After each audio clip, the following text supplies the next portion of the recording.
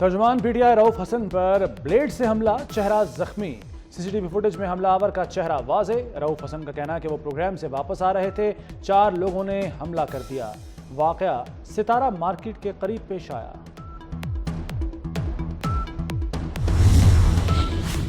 Press conference میں جو کہا اس پر قائم ہوں، فیصل واوڈا کا سینٹ میں اظہار خیال۔ کہا آئین مس کنڈکٹ پر بات کرنے کی اجازت دیتا ہے، کسی کی تذلیل نہیں کی، ہمیشہ شواہد پر بات کرتا ہوں۔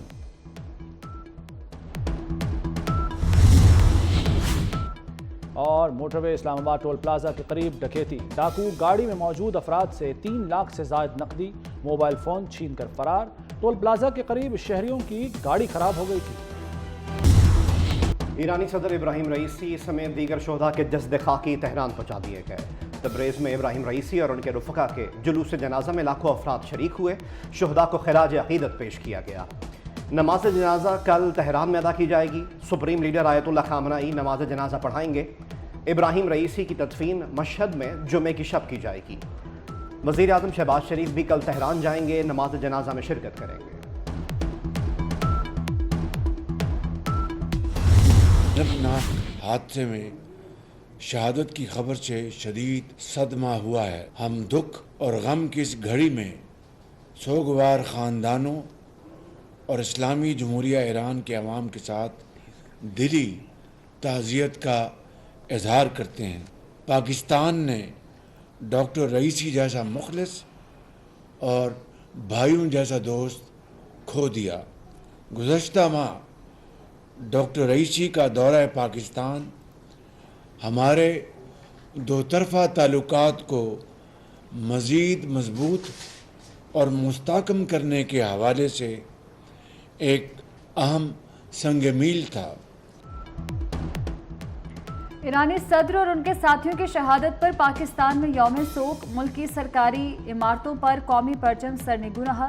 وفاقی کابینہ کے اجلاس میں ابراہیم رئیسی کی شہادت پر تعزیتی قرارداد منظور۔ وزیر اعظم شہباز شریف نے کہا ایرانی صدر کی شہادت ہمارے لیے عظیم سانحہ ہے۔ پاکستان ایک عظیم دوست سے محروم ہو گیا۔ مشکل کی اس گھڑی میں ایرانی عوام کے ساتھ کھڑے ہیں۔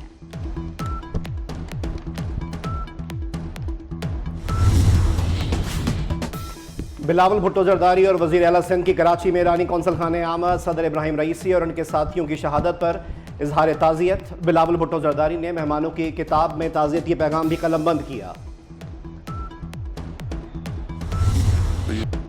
ہیلی کاپٹر حادثے سے کوئی تعلق نہیں، امریکی وزیر دفاع نے صدر رئیسی کی موت کو افسوسناک قرار دیا۔ لائیڈ آسٹن نے کہا کہ حادثے کی اصل وجہ کے بارے میں کوئی معلومات نہیں، ایرانی حکام کی تحقیقات کے نتائج کا انتظار کر رہے ہیں۔ امریکی محکمہ خارجہ کے ترجمان میتھیو ملر نے کہا کہ ہیلی کاپٹر حادثے کے بعد ایران نے مدد طلب کی تھی۔ ہیلی کاپٹر 45 سال پرانا تھا، ہمیں ایران پر پابندیوں پر افسوس نہیں۔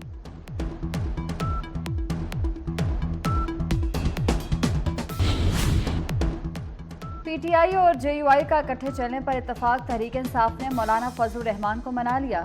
اسد کیسر کی مولانا فضل الرحمان سے 2 خفیہ ملاقاتوں میں معاملات طے پائے۔ پی ٹی آئی مذاکراتی کمیٹی کے رہنما اور مولانا فضل الرحمان پریس کانفرنس کریں گے۔ محمود خان اچکزئی نے مولانا کو منانے میں اہم کردار ادا کیا۔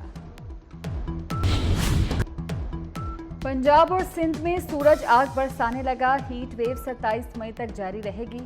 نواب شاہ اور موہنجو دڑو میں 47 ڈگری کی جھلسا دینے والی گرمی۔ ڈیرہ غازی خان اور بہاولپور میں درجہ حرارت 46 degree centigrade, Sahiwal Multan میں 45 اور لاہور میں 44 degree centigrade record. Karachi میں درجہ حرارت 36 سینٹی گریڈ۔ ماہرین کا ہیٹ ویو سے بچاؤ کے لیے احتیاطی تدابیر اختیار کرنے کا مشورہ، زیادہ سے زیادہ مشروبات پینے کی ہدایت۔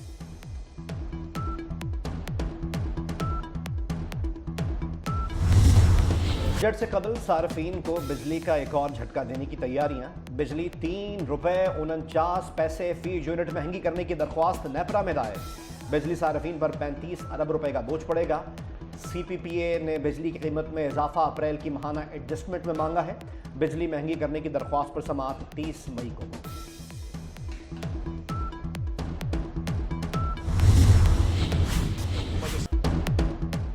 کچے کے ڈاکوؤں کا مقابلہ جدید ہتھیاروں سے کریں گے۔ سندھ کے سینئر وزیر شرجیل انعام میمن کی میڈیا سے گفتگو، کہا پولیس کو جدید ہتھیاروں سے لیس کریں گے۔ شرجیل انعام میمن نے مزید کہا کہ صدر آصف علی زرداری کی ہدایت پر منشیات فروشوں کے خلاف کریک ڈاؤن شروع کر دیا ہے. تعلیمی اداروں میں منشیات کی سپلائی ہر صورت روکنے کا اعلان. کرغزستان سے پاکستانی طلباء کی واپسی کا سلسلہ جاری. بشکیک سے ایک اور پرواز پاکستانی طلباء کو لے کر لاہور پہنچ گئی. مزید 179 طلباء لاہور پہنچے. بشکیک سے بھی PIA کی ایک پرواز 3 بجے لاہور پہنچے گی. کرغزستان سے اسلام آباد پہنچنے والی پرواز سے 180 طلباء وطن واپس پہنچ گئے. لاہور کو ماحول دوست شہر بنانے کے پائلٹ پروجیکٹ کا آغاز. وزیر اعلیٰ پنجاب مریم نواز نے 87 کنال پر محیط سینٹرل پارک کا افتتاح کر دیا. مریم نواز نے LDA ایونیو 1 سینٹرل پارک میں پودا بھی لگایا. پنجاب کے بعد اسلام آباد میں بھی محسن سپیڈ. وفاقی دارالحکومت میں سگنل فری کوریڈور اور 2 انڈر پاس بنیں گے. وفاقی وزیر داخلہ نے چیئرمین CDA اور چیف کمشنر اسلام آباد کو ٹاسک دے دیا. محسن نقوی نے کہا ایک انڈر پاس سرینا چوک اور دوسرا سری نگر ہائی وے پر بنایا جائے گا. انڈر پاسز کا ابتدائی ڈیزائن بھی تیار. وفاقی وزیر داخلہ کا انڈر پاسز منصوبے کو کم سے کم وقت میں مکمل کرنے کا حکم.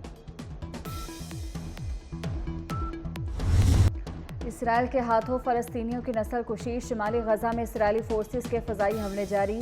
جبالیہ اور دیگر علاقوں میں اسرائیلی طیاروں کی بمباری.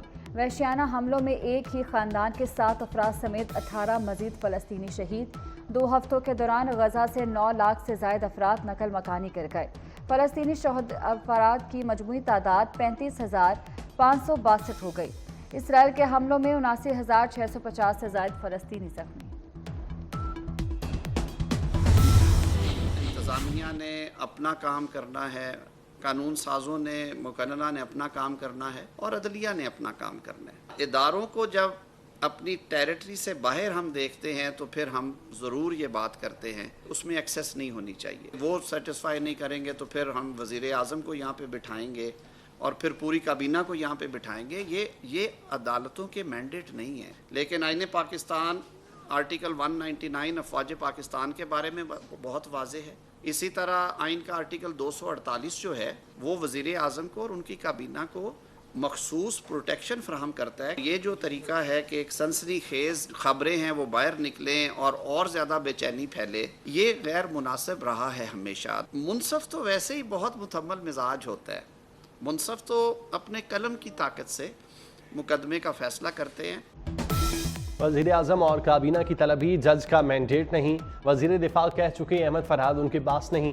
جسٹس محسن کیانی کے ریمارکس پر وزیر قانون اعظم نذیر تارڑ کا رد عمل. کہتے ہیں رپورٹ ہوا کہ کابینہ کو یہاں بٹھا دیں گے. یہ پارلیمنٹ کی اہمیت کو کم کرنا ہے.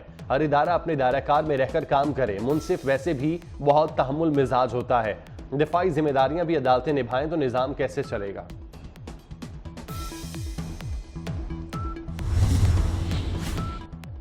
خصوصی عدالتوں میں ججز کی تعیناتی کیوں نہ ہوئی. لاہور ہائی کورٹ برہم. وزیر اعلیٰ مریم نواز 24 مئی کو طلب. ایڈوکیٹ جنرل پنجاب عدالت کو مطمئن نہ کر سکے.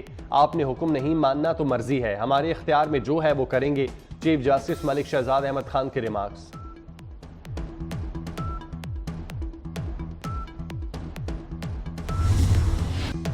موسم کوئی بھی ہو, چائے سب کی پسندیدہ. پاکستان سمیت دنیا بھر میں چائے کا دن منایا جا رہا ہے. دفتر ہو یا گھر, چائے کی پیشکش کرنا لازم ہو چکا. گزشتہ 10 مہینے میں $55 کروڑ چائے نوشی پر صرف کیے گئے, جو پچھلے سال سے 17% زیادہ ہے.